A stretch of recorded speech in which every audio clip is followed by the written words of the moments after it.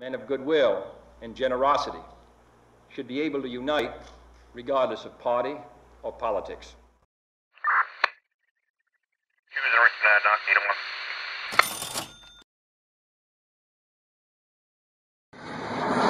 Is there a reason for this guy? He's not talking to you. I am. Are you going to sign? I never said I wasn't going to sign, officer. Yes or no? Now I have an attitude. Are you going to sign? Thank you. Waiting for you to sign answer. Right here by the X. Turn it long way so you can see it. Turn it long ways vertical so you can see it. I can see it just fine.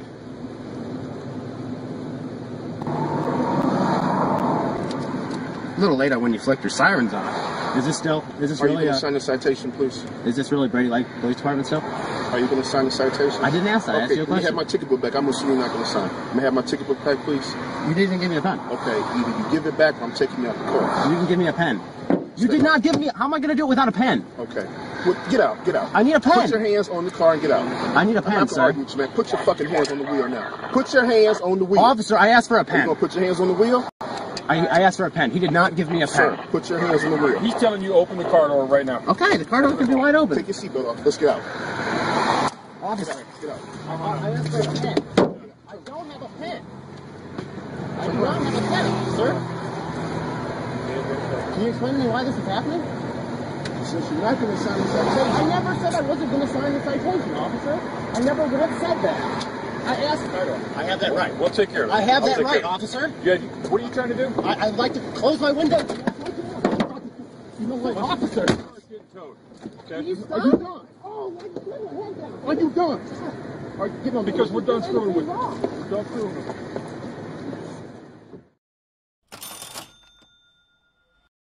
A Pennsylvania couple is now charged with theft for refusing to tip a waitress for what they say was horrible service.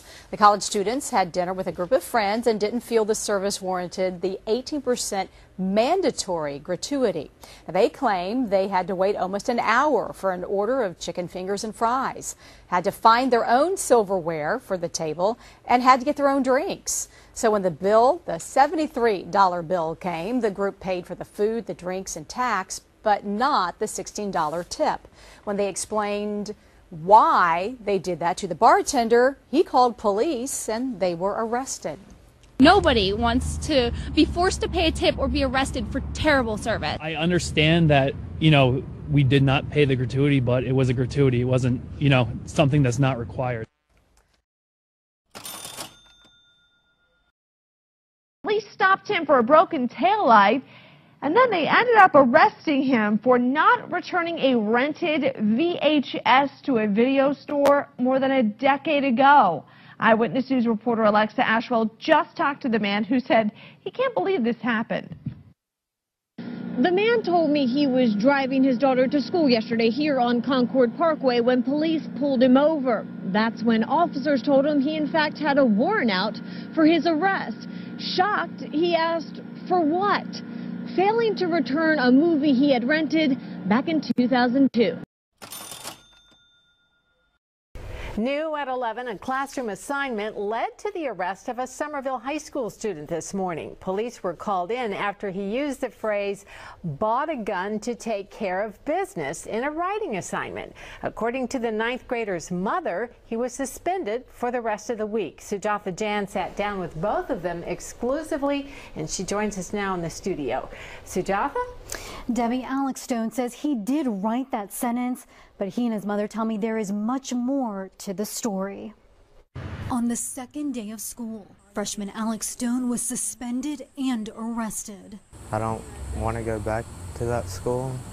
I want to transfer or be homeschooled. Stone says they were told to write a few sentences about themselves and a status, as if it were a Facebook page. He says in his status he wrote a fictional story that involved the words gun and take care of business. I killed my neighbor's pet dinosaur, and then in the next status I said, I bought the gun to take care of the business. In the downriver city of Lincoln Park every year, people dial 911 more than 14,000 times. And let's make it clear right up front, those emergency calls are generally very well handled. But that doesn't make what happened to Adrian Ledesma any less shocking. I was really scared because, it's my dad. and he fell. He was not supposed to fall like that. His fall was so frightening because he was just 3 weeks out of the hospital where he underwent brain surgery, and suddenly he's on the kitchen floor, unconscious and shaking with a severe seizure. I was scared. Like, I don't know, I was freaking out. So this 17-year-old grabbed her phone and dialed 911. She says she got no quick answers, so hung up and called again. Now, you know those emergency calls are recorded, but did you know the recording starts even before the call is answered? So you can hear her near panic when again she can't get an immediate answer, blurting out the F word just as the call is picked up. 911.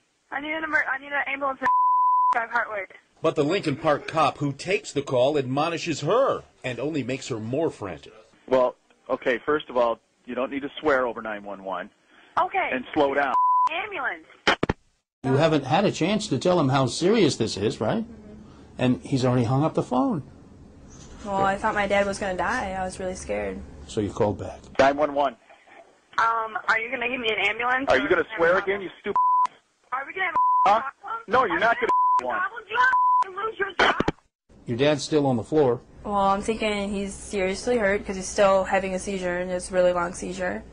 And I'm thinking that I want to, complain about this guy because he shouldn't be hanging up on. After wasting more than 6 minutes, the cop finally called the rescue squad. There it is. I kept getting a 911 call from this filthy-mouthed girl that wanted a rescue. I never found out what it was, and I was never able to transfer it over to you. And that's the same story he told on the police radio when he dispatched a squad car to the house. I kept getting 911 calls from this girl, hostile girl, requesting a rescue. No idea what it's for. I couldn't get through her comments. Meanwhile, Adrian left her older brother to tend to her dad and rushed a few blocks here to police headquarters to demand help and file a complaint. By now, she was even more agitated, more profane and louder when the cop greeted her with this. Are you the girl with the foul mouth? And I said yes. And then he came out from the back and then put me in the back room and then arrested me. That's right, she was cuffed and cited for disorderly conduct and abusing 911, a charge that doesn't even exist. So, who is this officer who so badly mishandled such an important job? He's Sergeant Robert McFarland, a 20-year veteran of the department and a man who did his best to avoid public accountability for what he did here. Sergeant, get out of here. Help us understand. Get out of here. What were you thinking? No comment. What were you thinking, sir? You put a life in danger. You put the taxpayers at risk. The officer, who makes at least $62,000 a year, has publicly said not a word at all about his conduct that day. Joshua Kelly and Lara Brooke, both from Chantilly, Virginia, spent the night in jail Saturday because they asked a Baltimore City police officer for directions. In jail for 8 hours, sleeping on a concrete floor next to a toilet. It was a nightmare. I mean, I was in there just thinking that I was dreaming and waiting to wake up. It was a nightmare ending to a nearly perfect day. The couple went to a company picnic. They watched the Orioles beat Kansas City. It was their first trip to Camden Yards. Leaving, they asked 2 people for directions to 95 South. And somehow ended up in the Cherry Hill section of South Baltimore, hopelessly lost. Relief melted away concerns after they spotted a police vehicle. I said, thank goodness. I said, can you please get us to 95? The first thing that she said to us was, you just ran that stop sign, pull over. So it wasn't a big deal. We said, we'll pay the stop sign violation, but can we have directions? What she said is, you found your own way in here, you can find your own way out. The couple saw another police vehicle and flagged that officer down for directions. But Officer Natalie Preston, a 6-year veteran of the force, intervened. That threw us through a loop when she stepped in between our cars and said, my partner is not going to step in front of me and tell you directions if I'm not. But things got worse. Joshua pulled 40 feet forward, parking next to a curb, putting his flashers on. Meanwhile, Lara was on the phone to her father, hoping he could help her with directions. Both her parents are police officers in the Harrisburg, Pennsylvania area.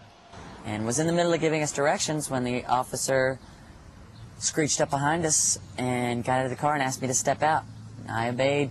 I obeyed everything, stepped out of the car, put my hands behind my back, and next thing you know, I was getting arrested. Would anyone else like to speak? I would like to speak. I am